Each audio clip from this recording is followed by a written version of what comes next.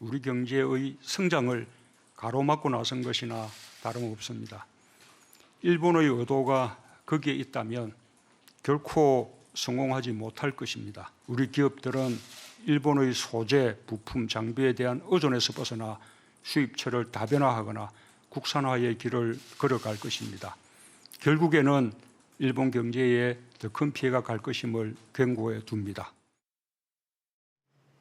들으신 바와 같이 문재인 대통령은 일본 정부가 과거사 문제와 경제 문제를 연계시켜 한국 정부에 대한 중대한 도전을 하고 있다며 강경한 어조로 비판을 이어갔습니다. 네, 하지만 일본의 수출 규제로 막대한 경제적 피해가 예상되는 만큼 무조건적인 강경 대응으로 일본을 자극해서는 안 된다라는 우려와 지적의 목소리도 나오고 있습니다. 오늘 아침 토론에서는 연일, 경고, 또 수용 불가라는 입장을 표명하면서 강경 대응하고 있는 정부의 방향성에 대한 진단과 일본 수출 규제 문제를 풀기 위한 실마리를 어디서 찾아야 하는지 토론해 보도록 하겠습니다.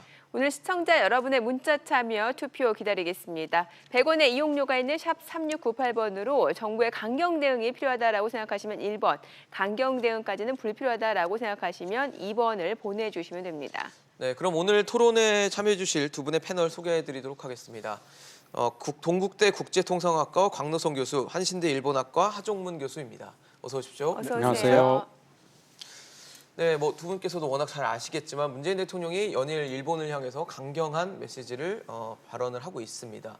최근에는 아까 보셨던 것처럼 경고라는 표현까지 쓰면서 강경한 대응을 시사를 했는데 다소 처음에는 좀 소극적이지 않았나라는 얘기도 나왔는데 지금 와서 보면 굉장히 이 수위가 많이 올라왔다는 걸 알 수 있거든요. 좀 어떻게 보십니까? 이런 정부의 강경한 대응. 예, 말씀하신 대로 어쨌든 일본 정부의 수출 규제라는 조치가 원래 생각했던 강제동원 재판에 관한 문제가 아니고 한국 정부가 여러 가지 수출 물자에 대한 관리를 잘못하고 있다라고 하는 얘기로 사실은 수출을 규제를 하게 되면 이 문제는 한국의 반도체 산업에 대해서 굉장한 타격이 되게 됩니다. 네. 대통령으로서는 당연히 강력한 경고 그리고 한일 공멸이라고 하는 굉장히 파국적 상황을 초래할 수 있기 때문에 대통령께서는 원칙적인 발언을 하신 것이다 그렇게 생각이 됩니다. 곽 교수님은 어떻게 보셨어요? 강경 대응 안 하면 바보죠. 왜냐하면 아, 대통령이 강경 어제 대응이다. 발언에 대해서 바로 그 고노다로 그다음에 이제 관방장관 그거를 일국의 대통령에 대해서 지극 무시하는 태도의 그런 발언을 그게 이제 총리 대변인이거든요. 네. 이제 일본은 내각 책임제이기 때문에 맞습니다. 그분이 바로 정부 대표라고 보면 돼요. 그렇게 얘기하는데 그걸 가만히 있으면 그거는 국가 수반이 아니죠. 네. 당연히 대응한 것인데 문제는 목표 함수를 구체적으로 어떻게 하느냐. 우리 목표 함수는 수출 규제의 철회잖아요. 그렇죠. 예. 그 방법은 여러 가지가 있지만 목표 함수만이 분명을 해줘야 전략이 나오고 협상 대안이 나오죠. 네. 그런 측면에서 이번엔 당연한 거라고 저는 생각합니다. 네, 자 그러니까 지금 얘기를 들어보면은 정부 입장에서는 이게 원칙적인 그런 입장을 할 수밖에 없는 상황이고 지금 곽 교수님께서는 강경 대응은 당연하다라는 입장이신데 그 강경 대응의 필요성 근거를 좀 들어볼게요. 이게 이제 참고로 이론적인 실험을 한 게 있는데 로버트 엑셀러드라는 사람이 네. 네. UCLA 그 당시 교수인데 1980년도에 이 협력이 2등하냐 아니면 배반이 유리하냐 하는 일명 협력 맞대응 12라운드 게임 결과를 전 세계의 전략을 모아서 실험한 결과가 있어요. 그것으로 낸 책이 The Evolution of Cooperation, 협력의 진화라는 책인데 네. 그때 많은 전략 중에서 우승한, 그러니까 멀티플 라운드에서 우승한 전략이 일명 tit for tat 전략이라고 협력과 이후의 맞대응 전략이라는 게 우승을 했거든요. 네네. 근데 그 우승의 근거를 이 엑셀러드 교수가 참여해 왔더니 처음에는 협력으로 나가되 만약에 배반으로 대응하는 것이 있다면 배반으로 맞대응하는 것이 나중에 궁극적으로 협력을 유도해서 양 당사자들의 모두의 이득을 극대화하는 전략이 되더라라는 측면에서 그 티포텟 전략의 우승을 설명을 했거든요. 네. 지금 마찬가지로 우리가 협조하고 딴 외교적 대안을 검토할 의사가 있다라고 얘기를 했을 때 저렇게 나오게 되면 네. 이것은 맞대응 전략은 당연한 수순이다. 이것이 이제 이론적인 설명이지만 네네. 옛날에 실험 결과를 통해서 그렇게 저는 해석을 우리가 합니다. 원하는 목적지로 가기까지는 맞대응 전략이 더 효과적인 전략이 지금은 것이다 그렇다 이런 라고 보시는 상황입니다. 거군요. 네, 네. 그렇습니다. 박 교수님은 어떻게 보셨어요? 네. 시기적으로 지금 그 말씀하신 맞대응이라는 부분이 과연 언제 할 것인가 시기의 문제가 있고요. 그다음에 대통령 어제 말씀 중에서도 우리가 살펴봐야 할 대목은 뒷부분에 있는 즉 양국이 한국 정부가 현재 내놓은 것은 그 양국 기업이 피해자에 대해서 배상을 하는 안이었거든요. 네네. 네. 근데 이 안에 대해서 일본이 거부를 하고 있습니다만 한국이 그 안만 포집하는 것은 아니다. 일종의 외교적 협상의 여지를 남겨두고 있습니다. 그러니까 한국은 지금 현재 대통령의 언명에서는 맞대응 플러스 외교적인 타결 이 두 가지를 내놓고 있거든요. 근데 우리가 지금 현재 그 말씀하신 내용에서 어쨌든 전략적으로 이 문제를 풀어나가는 과정들은 먼저 외교적인 부분이 우선이 되고 말씀하신 대로 지금 이제 수출 규제가 구체적으로 한국 기업에 피해로 돌아온다. 뭐 그러면 한국도 어쨌든 맞대응을 할 수밖에 없는 상황이라는 거죠. 당연히 그 준비를 해야 되고 그런 그 미래에 다가올 상황에 대해서 일본 정부를 주시시킨다. 저는 그건 한국 정부로서는 당연한 의무라고 생각이 됩니다. 자, 지금 앞서 저희가 봤다시피 문재인 대통령의 강경한 발언에 이제 일본이 좀 바로 반응을 보였습니다. 그러니까 강제징용 배상 판결과 관련된 보복 조치가 아니다라는 점을 재차 강조를 했는데 일본의 이런 태도는 어떤 식으로 해석이 가능할까요? 스가 요시히데라고 하는 일본 관방장관의 네. 발언인데요. 바로 그 다음 날 이제 대통령 발언 다음 날 안보 관련 수출물자 관리를 위한 하게 관리하기 위한 적정한 조치다. 이렇게 얘기를 했거든요. 그래서 이제 이런 반응을 보면 그동안에는 무슨 뭐 북으로 수출물자, 전략 수출물자가 흘러갔을 의혹도 제기하고 네. 그다음에 이제 또 그것이 아니다라고 해서 안보조사, 국제조사 뭐 의뢰하자 그러면 네. 또 거부를 하면서 또 이제 엉뚱하게 안보 관련 그것이 아니가 전략 수출물자 관리를 위한 적정한 조치다. 뭐 이렇게 얘기해서 말이 굉장히 모호하고 네, 왔다 갔다 하네요. 그다음에 그쪽의 반응을 이렇게 이제 대화 분석을 해보면 굉장히 상호 배치되는 발언을 네. 많이 해요. 그렇다면 이게 딴 목적이 있다. 그러니까 그 시그널 해석을 지금 예. 굉장히 하는. 그러니까 왜냐하면 서로들 말이 다르니까. 네. 그러면 시그널 해석을 달리하는 걸로 보이는데 궁극적으로 보면 일본의 입장에서 여론은 찬성이 60%예요. 한국 수출 규제를 하는 게 당연하다. 아, 일본 내에서는요. 그렇습니다. 예. 그래서 이게 보면 그렇다면 옛날 미국이 80년대 일본 때리기 하듯이 예. 이건 일본이 이제 한국에 따라붙으니까 한국 때리기 하기 위한 것이 아니냐라는 생각을 자꾸 하게 되는 그러니까 그 사람들의 말이 일치되는 부분이 없어요. 그런 생각이 듭니다. 예, 하 교수님께서는 어떻게 읽으셨나요? 그 네. 사실은 논리적으로 그러니까 최근까지 한 2주 정도의 기간 동안에 일본의 주요 정부 관계자들이 내놓은 말은 그야말로 갈짓자 행보라고 할 수 있습니다. 네네. 교수님께서 방금 예. 지적하신 대로. 근데 그 내용에서 어제 코노 외무대신이 네. 한국의 중앙일보하고 인터뷰를 했던 거를 제가 아침에 오면서 읽었는데요. 네. 그 안에서 보게 되면 북한에 관한 언급은 공식적으로 한 적이 없다. 이렇게 얘기를 합니다. 물론 발언은 했지만 이른바 정치 국회의원이 발언을 한 것들 아니면 당에서 나온 얘기들은 어쨌든 정부의 공식적인 멘트는 아니니까요. 그러니까 그런 측면에서 보자면 일본 정부로서도 한국에 대해서 분명히 강제동원 재판이라고 하는 것은 누구나 알고 있는데 일본 네. 정부도 그렇게 생각하고 있음에도 불구하고 그렇게 얘기하기 힘든 부분은 어차피 WTO 제소라든지 그다음에 국제적인 명분에 관한 문제에서 일본으로서는 사실은 너무 오버한 조치를 취한 게 사실입니다. 네. 근데 이 부분을 국내적으로 설득하기 위해서라도 계속 북한을 얘기하고 뭐 수출 관리가 느슨하다는 등 여러 가지 논리를 들이대면서 현재의 국면들을 이어가고 있다고 생각이 되거든요. 저는 그런 면에서 아까 처음에 이제 우리 모두에서 나왔던 얘기에서 일본 정부가 그러면 한국에 대해서 완벽하게 그 수출 관리에서 네. 세 가지 품목에 대한 절대 우위를 가지고 있다. 근데 그와 마찬가지로 이 문제를 계속적으로 밀고 나갈 수 있는 확고한 명분과 그다음에 앞으로의 힘을 가지고 있을 네. 것인가. 저는 이 부분에서는 조금은 회의적입니다. 그러니까 장기화할 가능성은 있지만 일본 정부가 지금까지 보여준 행보에서 수출 규제에 대한 합리적인 설명과 이 부분을 좀 더 중장기적으로 끌어나갈 국내의 동력이 네. 그렇게 높아 보이지는 않는다는 명분이 거죠. 없군요. 네. 예. 또 이런 가운데 일본 정부가 그 강제징용 피해자 판결 문제를 논의하자면서 이 제3국 중재위원회 구성을 제안을 했는데 우리 정부는 수용을 못하겠다라는 입장을 분명히 네. 했습니다. 우선 일본 제안부터 좀 어떤 제안이었는지 좀 그러게요. 알려주시면 좋을 것 같아요. 네, 말씀하신 대로 중재위원회 부분은 일본 정부는 부정하고 있습니다. 수출 규제와 상관없다고 얘기하는데요. 근데 작년 10월 30일 날 한국의 대법원에서 신일출 주금, 지금 일본 제철인데요. 네. 여기에 피해자분들이 제기했던 소송에 대해서 결국 1억 원의 배상을 하라고 판결을 네. 했습니다. 근데 이게 일본에서는 한일 청구권 협정에서 모든 배상은 끝났다라고 네. 하는 입장이었으니까 한국이 배상을 하라고 그런 거죠. 근데 이 얘기를 가지고 최종적으로 한국과 외교적인 협의를 하자라고 하는 것은 청구권 협정에서 정해진 룰대로입니다. 그래서 협의를 하자고 했더니 응하지 않았고 그러면 양국이 중재위원을 내자. 그게 이제 6월 18일 날로 끝이 났고 마찬가지로 그럼 제3국이 중재위원회를 만들어서 하자. 요게 이제 7월 18일 끝나는 것이거든요. 네네. 그러니까 이런 일련의 과정을 일본은 어쨌든 청구권 협정이 정한 수순에 따라서 법적인 절차를 밟고 있다. 이렇게 보시면 될 것 같습니다. 네. 뭐 사실 이미 우리 정부가 한일 기업만 참여하는 그러니까 1+1 기금 조성안을 냈는데 굳이 일본이 여기다 1+1 알파를 다시 제안했단 말이죠. 그 배경을 뭐라고 보셨나요? 어떤 형태로든 한국 정부가 기여를 해야 된다.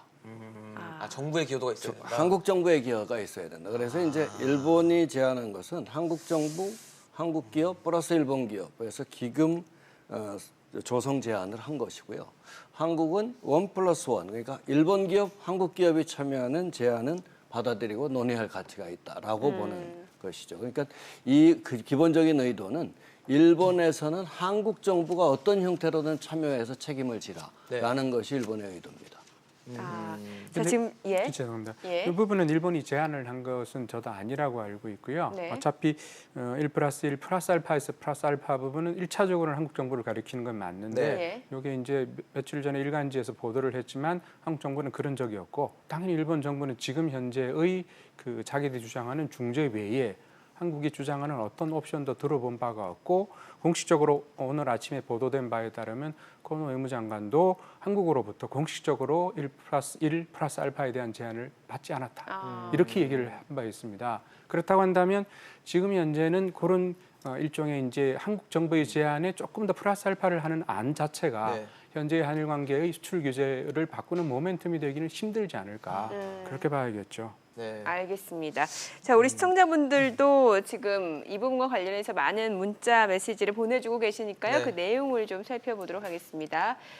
끝자리 9583님이 그러니까 이런 정부 대응에 있어서 좀 강경 대응이 필요하다라는 부분 1번을 지지해 주셨고 2번에 정신 차립시다라고 또 올려주셨네요. 네. 예. 또 7505님 2번 불필요하다. 강경 대응은 필요하지 않다. 냉정하게 외교적으로 윈윈해야 한다라고 문자를 주셨습니다. 네, 자 그리고 끝자리 7236님 1번 강력한 대응이 매우 필요하다라고 또 올려주셨네요. 네, 또 5999님은 2번 불필요하다 문자를 주셨고요. 지금은 감정적으로 대응할 때가 아닙니다. 경제가 휘청하는 사안이기 때문에 타협을 하고 적절한 외교를 통해서 해결을 해야 합니다라고 문자 주셨습니다. 네, 끝자리 3104님도 2번 강경 대응이 불필요하다. 그러니까 한미일 동맹을 끼려는 무모한 시도가 화를 불렀습니다. 어떻게든 화친을 도모해야 합니다라고 또 올려주셨습니다. 네, 0919님 2번 체급도 같아야 싸움을 하죠. 100% 진인 싸움이 됩니다라고 걱정 어린 시선을 또 주셨습니다. 네, 끝자리 9422님은 1번 강경 대응이 필요하다. 경제 자립의 기회다라고 또 올려주셨습니다. 네, 저희가 여러분들의 문자 투표 또 그리고 다양한 의견 받고 있습니다. 샵 3698 유료 문자로 의견을 보내주시면 되겠고요. 다시 한번 말씀드리겠습니다. 정부의 강경 대응이 필요하다라고 생각하시면 1번을 눌러주시고요. 강경 대응까지는 불필요하다는 2번을 눌러주시면 되겠습니다. 네, 뭐 어쨌든 지금 현재 분위기는 좀 우리 정부도 강대강 기조를 좀 이어가려고 하는 의지를 좀 보이고 있는 상황인데 이렇게 되면은 사실 어떻게 보면 직접적인 피해자들은 이제 기업 특히 지금 상황에서는 우리 반도체 기업들이 굉장히 큰 피해가 그렇죠. 우려되는 상황인데 기업들이 이제 정부 기조와는 별개로 자기 나름대로의 어떤 자구책들 일본도 막 가고 하면서 마련하고 있는데 삼성 같은 경우도 재고 물량 확보를 막 나서고 있더라고요. 근데 네. 이렇게 정부랑 기업이 투트랙으로 가는 게 맞는 건지 아니면 좀 정부랑 기업이 좀 한마음이 돼가지고 같이 좀 대응하는 게 맞는 건지도 궁금합니다. 네, 지금의 상황은 저는 투트랙이 아니고 원트랙이라고 생각을 하고 지금 있습니다. 상황이요? 그렇죠. 기업은 기업대로 현재 당면한 자구 노력이 필요한 것이고요. 네네. 정부는 정부대로 어쨌든 파국을 막기 위해서 적어도 기업의 주름살이 지는 그리고 한국 경제 전체에 파국적인 국민이 오는 것은 피해야 되는 거니까 그런 의미에서 지금 이제 정부나 정권의 명운이 아닌 한국 전체의 국익에 대한 세심한 고려라든지 그런 의미에서 결단이라는 게 필요하다면 당연히 내려야 되겠죠. 근데 지금 현재의 상황은 아직까지 일본 정부의 수출 규제가 명확히 기업의 피해로 나타난 것은 확인이 되지 않고 있습니다. 네. 아시다시피 수출 규제도 일본 정부에서 신청을 했는데 현재로서는 그 결과가 아직까지 허가가 내려지지 않았거든요. 네네.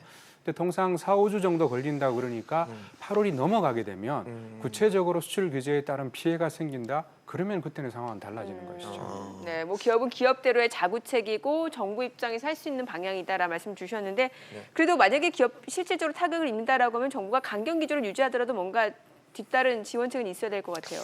이게 이제 지금 한국이 강대강 기조로 해서 수용 불가 밝혔잖아요. 이건 예. 대외 협상력으로는 오케이예요. 네. 지금 당연히 그렇게 해야 되나. 그러나 이제 대내적으로 네.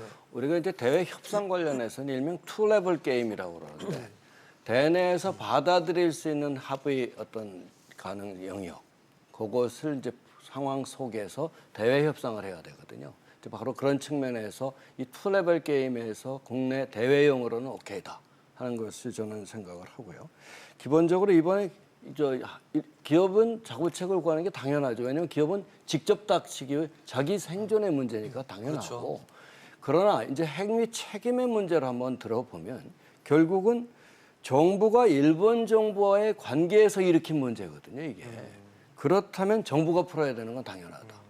자기가 일으켰으면 자기가 해결하는 문제는 당연한데 그러나 기업의 자구책은 직접 당면에서 생명의 위협을 느꼈는데 지금 가만히 있다는 것은 기업은 나 스스로 죽여주세요 하는 거나 다름이 없으니까 그건 당연히 투트랙으로 움직여야 된다고 생각합니다. 네. 그 사실 좀 우려되는 거는 일본 정부가 한국 정부와 강대강 개치를 이어가면서 뭐 우리 기업이 도와달라고 하면은 좀 뭐 여러 가지 자구책을 구한다면 일본 정부가 한국 기업을 한국 정부와 한 무리로 보고 좀 안 좋게 보복성 조치를 하지는 않을까라는 우려도 분명히 있을 것 같거든요. 그 부분은 아마 생각을 하겠지만 WTO 제소라는 것들을 염두에 둔다면 네네.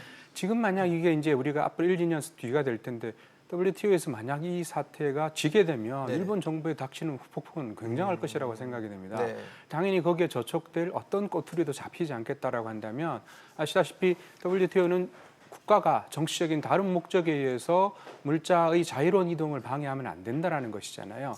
당연히 거기에서는 물론 정책적인 여러 가지 조치는 있을 수 있지만 네. 한국 정부 그리고 기업이 눈에 띌 정도의 그 빤히 보이는 그러니까 규제에 대한 그리고 금수에 해당되는 조치들은 저는 취하기는 어렵지 않을까 그렇게 봅니다. 네. 자, 우리 시청자분들 문자 내용 많이 올려주고 계시니까 네. 내용을 좀 보도록 하겠습니다. 끝자리 2389님, 일본에 우리나라의 무서움을 보여줘야 합니다. 일본 강력 대응이 필요하다라고 올려주셨고요. 네, 또 7787님은 어차피 일본은 마음을 바꾸지 않습니다. 우리가 힘을 키우고 서로 헐뜯지 말고 한 마음으로 똘똘 뭉쳐 헤쳐나가야 합니다라고 문자를 주셨습니다. 네, 끝자리 6331님은 대책 없는 강경 대응은 자살골이다라고 올려주셨고요. 네, 6697님 2번 강대강 안 됩니다. 어린애도 아니고 나라 경제를 생각합시다라고 문자 주셨습니다. 네, 4041님도 강경 대응이 불필요하다. 정부는 강경 대응 선동하지 마세요. 앞으로를 준비해야 됩니다라고 올려주셨습니다. 네, 사실 뭐 지금 저희가 보는 문자만 봐도 강경 대응을 해야 된다 아니면 지금 강경 대응보다는 좀 외교적인 해결이 필요하다는 여러 가지 또 의견들이 많이 오고 있습니다. 여러분들의 의견이 아마 지금 뭐 국민들의 의견이라고 생각하니까요. 지금 토론하는 동안 또 문자를 계속 주시면 저희가 토론하는 내용에 또 반영하도록 하겠습니다. 네. 자, 한편 서울 통일부 차관이 이제 어제입니다. 한반도 국제 평화 포럼 참석차 일본으로 출국을 했단 말이죠. 지금 뭐 한일 관계가 경색된 상황에서 이 어떤 해결의 실마리를 좀 찾아볼 수 있는 기회가 될 수 있을까요? 요게 이제 지난번 트럼프 방한 때 그때 이제 재팬 패싱 뭐 얘기가 예. 있었거든요. 그랬었죠. 그게 무슨 얘기냐면 깜짝 판문점 협상하는데 일본이 몰랐어요 그거를. 네. 그래서 그날에 이제 한국 그냥, 정부도 네. 통보를 받은 상황이라 남북미만 딱 이렇게 뭉치는 그렇게 자리가 이제 이상한 모양이 되니까 일본의 입장에서는 우리가 그동안 돈도 대고 주도 또 제일 큰 기지도 해주고 이렇게 하는데 이게 뭔 얘기냐 이렇게 생각해서 네. 기본적으로 동북아 질서의 재정립 과정이거든요 지금. 그러니까 경제 안보 측면에서의 재정립 과정에서 일본이 이제 패싱이라는 그러니까 자기를 빼놓고 건너뛴다, 했다는 네. 거니까. 그래서 이런 차원에서 북핵 위협이라는 것. 그다음에 이제 한반도 현상 유지를 원하거든요. 일본은 이게 굳이 통일되면서 우리가 뭐 이렇게 큰 나라로 하는 걸 주변 사강국에서 전부 원하지도 사실 않아의 속내를 들여다보면 그렇다면 북핵 위협은 직접 일본에 대한 위협이 되는 만큼 그것이 하나의 어떤 모티브로 돼가지고 서로들 새로운 차원의 협상을 할 여지는 되겠죠. 근데 이제 아까 제가 하는 것 중에 중요한 답변 네네. 하나를 그냥 제가 패싱을 했는데 아, 예, 예. 그것 중에 하나는 아까 이제 정부 지원을 구체적으로 지금 아, 정부가 예, 예. 책임을 졌으니 어떻게 해야 되느냐 네네네. 하는 문제를 얘기했잖아요. 네네. 근데 이제 정부 지원을 가만히 보면 지원받은 산업이 망한 경우가 많아요. 일명 패러독시컬한 리설트가 역사적으로 보면 있어요. 그러니까 네. 결국 시장 왜곡이 없는 지원을 해야 되는데 그 다음에 이제 손실에 대해서는 시장 왜곡이 없는 지원을 하는 이건 이제 직접 보상 방법이 가장 유용하다고 경제학적으로는 얘기를 합니다. 그 다음에 이제 외부성이라는 건데 기업에 대한 지원이 R&D 지원처럼 외부 경제가 있는 지원을 해줘야 이것이 전 기술 파급을 통해서 전 산업 전체가 크기 때문에 이런 내용의 지원을 하는 것. 그래서 국산화를 지원을 하더라도 R&D 지원을 통한 국산화. 이런 방법이 지원의 방법이 될 거라고 생각이 됩니다. 네. 사실 지금 한국과 일본의 어떻게 보면 이제 경제 전쟁처럼 벌어지고 있는데 사실 한일 간의 뭐 경제 규모도 아직은 차이가 많이 나고 있고 네. 여러 가지 수출로 인한 문제이기 때문에 수출에 대한 또 리스크를 봤을 때도 우리가 좀 리스크가 크다고 지금 분석이 되고 있다면 강대강 대응이 과연 그렇게 좋은 방법일까라는 의문은 좀 들거든요. 네, 강대강이라고 하는 저는 어쨌든 지금 한국 정부가 해야 될 카드는 그 카드를 다각화해야 된다라는 것이거든요. 강대강부터 외교적인 타협까지 뭐 어떻게 생각하면 과연 이 상황에서 한국이 진다고 그랬을 때 네. 가령 이제 수출 규제 국면에서 최종적으로는 강제동원 재판에 관한 부분을 한국이 받아들인다라고 하는 부분까지 각오를 한 상태에서 그러니까 어떤 카드를 쓸 것인가를 다각적으로 돌아가는 상황을 보면서 저는 입체적인 작전이 필요하다고 생각이 되고요. 그 점에서의 정부의 대응도 그렇고 그다음에 우리 국민들도 그렇고요. 상대적으로 지금 현재 일본 정부가 내오는 카드에서 중간에 가령 그 북한으로 물자를 수출한 거에 대한 것들은 유엔 안보리에서 검증을 받자. 이 부분은 저는 일본 정부의 의표를 찌른 것이라고 생각이 되거든요. 그러니까 이런 형태로서 일본이 나오는 방향을 보면서 적절하게 카드를 내어가는데 그게 단순히 강대강이어서는 적어도 일본 정부, 특히 일본 국민을 설득하는 작업이 쉽지 않다라는 것이죠. 그러니까 네. 그런 면에서는 한국이 굉장히 말하자면 타협의 여지도 있다라는 것을 보여줘야지 강대강이 오히려 효력을 발휘할 수 있다. 그렇게 보는 것이죠. 네. 자, 이 강대강 대응에 대해서 사실 뭐 정부 입장에서도 지금 운신의 폭이 그렇게 넓지는 않은 것 같아요. 왜냐면은 중재자 역할을 기대했던 미국도 지금 일단 뜨뜻미지근한 반응이고 당장 기업들 타격도 불가피한 상황이고 어떤 해결책을 이게 이제 모색하고 있습니까? 대외 협상에서 성과를 올리기 위한 방법을 제시한 유명한 논문이 있습니다. 이게 뭐냐면 투 레벨 게임이라고 하는 예. 로버트 푸트남 교수가 제시한 방법인데 이것은 국내 이제 지금 정부의 주권이 걸린 문제이기 때문에 네. 정부가 안 한다고 그랬다가 갑자기 일본 압력해서 죄송합니다. 제가 잘못했습니다 하면서 할 수도 없고 네. 그러니까 이제 국내 대외 협상용과 대내 협상용을 분리해서 접근을 해야 한다는 거죠. 이 얘기는 무슨 얘기냐면 예. 우리가 역사적인 경험을 볼 때 이념 또는 무슨 뭐 이기이언론 무슨 뭐 준연설 기년설 하면서 싸움질만 드립다 하다가 나중에 결국은 먹힌 게 우리나라거든요. 그러니까 이념이나 이런 건 필요 없어요. 대외 협상은 분명히 굉장히 프래그마틱해야 됩니다. 아주 실용적이어야 되고 그 융통성이 있어야 되고 네. 그런 측면에서 이 투레벨로 접근할 필요가 있다라는 것이 첫 번째 원칙이고요. 네. 그런 측면에서 보면 대통령은 강경 입장, 주권을 침해했다는 의미에서 강경 입장을 하되 관련 부처나 아니면 총리 차원에서는 밀집 협상에 하여튼 고도의 외교적인 접근 이런 투 트랙 어프로치가 정부 내에서 필요한 것이 아닌가 하는 생각이 듭니다. 그 부분에 대해서 두 분이 일면 좀 같은 의견이신 것 같네요. 예, 말씀하신 대로 예. 아까 주신 질문 중에서 이제 북한에 관한 것들도 지금 일본의 아베 정권이 그 내세우고 있던 원래 목표 중에 하나가 납치 문제의 해결이었거든요.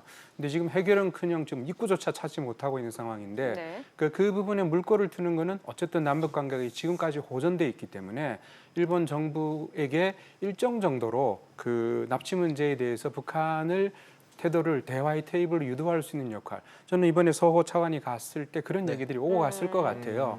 그렇다고 한다면 일본 정부로서도 수출 규제라든지 여러 가지 강제동원 재판의 문제도 있지만 일본도 일본의 국익을 생각한다면 그리고 정권의 롱런을 생각한다면 제가 볼 때는 북한 문제는 우리가 활용할 수 있는 지렛대 중에 하나이다. 그렇게 봐야겠죠. 네. 네, 자 우리 시청자분들의 문자 내용 좀 소개해드리고 마무리 짓도록 하겠습니다. 끝자리 지금 2400님은 강경대응이 불필요하다라는 것은 일본인의 본성을 모르고 하는 생각이다라고 또 올려주셨고요. 네, 5558님은 좀 더 냉정해져라라고 조언 주셨습니다. 네, 끝자리 3104님은 한미일 동맹 약화가 부른 참사입니다. 일본이 정서적으로 싫더라도 동맹 관계를 다시 강화해야 합니다라고 올려주셨네요. 네, 또 6393님 강경 대응 필요하다. 그리고 우습게 보이니까 일본이 때리는 거다라고 문자를 주셨습니다. 네, 끝자리 2825님은 반일 감정 유발해서 내년 총선용으로 쓰려 하는데 피해는 기업과 국민이 본다라고 올려주셨네요. 네, 시청자 여러분들 주신 문자 저희가 백분율 분석을 해보니까요. 네. 1번 강경 대응이 필요하다가 59%. 60%로 지금 최종 다시 59%네요. 네, 59%로 왔고요. 그 다음에 불필요하다 2번이 41%로 왔습니다. 사실 60대 40은 큰 차이가 아니라고 볼 수도 있어요. 저희가 대단한 많은 지금 시청자 여러분들의 문자를 받아서 하는 게 아니기 때문에 오차를 감안하면 아마 그 정도로 굉장히 이 문제는 첨예하고 굉장히 예민한 문제라는 것도 아마 시청자들 문자에서 나오는 것 같습니다. 네. 앞으로 어떻게 좀 진행이 될지 좀 더 지켜보고 저희가 또 기회가 되면 두 분은 또 모셔서 얘기 듣는 시간 마련하도록 하겠습니다. 네. 지금까지 하종문 교수, 광노성 교수였습니다. 고맙습니다. 잘 고맙습니다. 들었습니다.